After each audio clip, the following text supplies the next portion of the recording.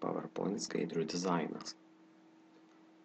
Dabar padarius tam tikras skaidrės galima jom pritaikyti dizainą.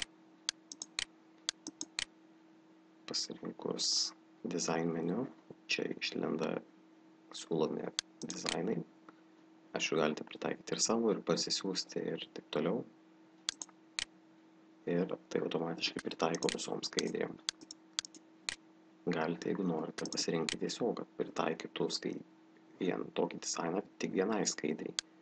Tada reiktų dešinį, eilės mygtuką paspausti ir tada Apply to Selected Slides.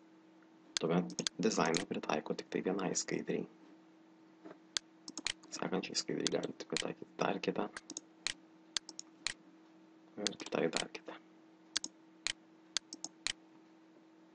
Pritaikius dizainą galite naudoti efektus ar tai stilius tam tikrus.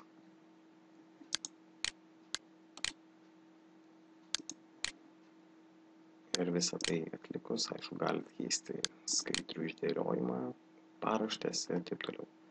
Po to galite baigus dėlioti dizainą, dėti animacijas.